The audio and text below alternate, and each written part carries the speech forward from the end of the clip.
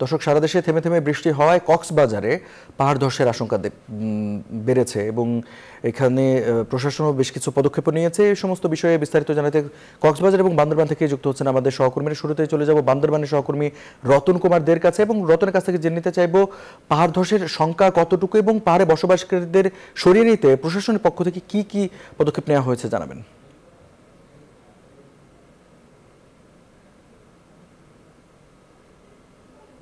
যেমনটা বলছিলেন, পার্বত্য জেলা বান্দরবানে গতকাল থেকে প্রচুর বৃষ্টি শুরু হয়েছে।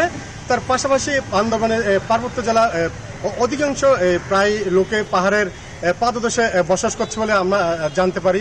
তার কারণ হচ্ছে পার্বত্য জেলায় পাহাড়ের একদম ঘেরঘেসেই বসবাস করার পর এই যে বৃষ্টি আসলেই পাহাড় ধস প্রতি বছরেই বেশ কিছু লোকজন মারা যায়। তো এই ব্যাপারে বান্দরবানের জেলা প্রশাসক গতকাল থেকে বৃষ্টি হওয়ার পর থেকে এলাকায় এলাকায় মাইকিং করছে যে পাহাড়ের যে পাদদেশে যারা বসবাস করছে তাদেরকে সরিয়ে যাওয়ার জন্য এবং পর্যাপ্ত পরিমাণ যে আশ্রয়কেন্দ্র খোলা হয়েছে পাহাড় দেশে যেন কোনো জানমালের ক্ষতি নয়।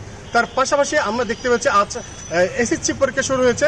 এসএসসি পরীক্ষাতে বৃষ্টির কারণে কোনো দুর্ভোগ করতে প্রশাসনকে দেওয়া হয় নাই। জেলা পুলিশের পক্ষ থেকে জেলা প্রশাসনের পক্ষ থেকে যথেষ্ট ধরনের পদক্ষেপ নেওয়া হয়েছে। তো আমার আরেক সহকর্মী রয়েছে এই ব্যাপারে পাহাড় ধসের বিস্তারিত জানা যায়। সহকর্মী কক্সবাজার সিয়াম, আপনি জানবেন আপনার কক্সবাজারের সর্বশেষ। রতন, আপনাকে ধন্যবাদ। আসলে কক্সবাজারে গত এক যুগে ৩২৪ জনের মৃত্যু হয়েছে। এর মধ্যে এই বর্ষায় 12 জনের মৃত্যু হয়েছে। তার মধ্যে কক্সবাজার শহরে 2 জন এবং রোহিঙ্গা ক্যাম্পে 10 জন।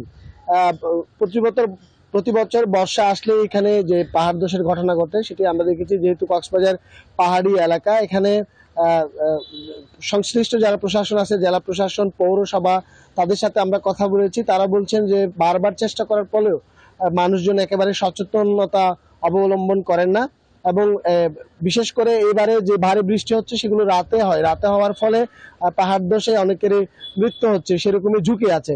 এবং বর্ষা মৌসুমেই যারা আছেন পাহাড়ে বসবাস করে তারা বিশেষ করে পাহাড়েই সবসময় পাহাড় কাটেন, যার কারণে এরকম ঘটনা ঘটে। কক্সবাজার থেকে আমার কাছে এই ছিল সবশেষ। ফিরছি স্টুডিওতে রঞ্জুর কাছে। আপনাকে ধন্যবাদ। দর্শক, ভারী বৃষ্টিপাতের ফলে পাহাড় ধসের আশঙ্কা রয়েছে সে বিষয়ে জানাচ্ছিলেন আমাদের সহকর্মীরা।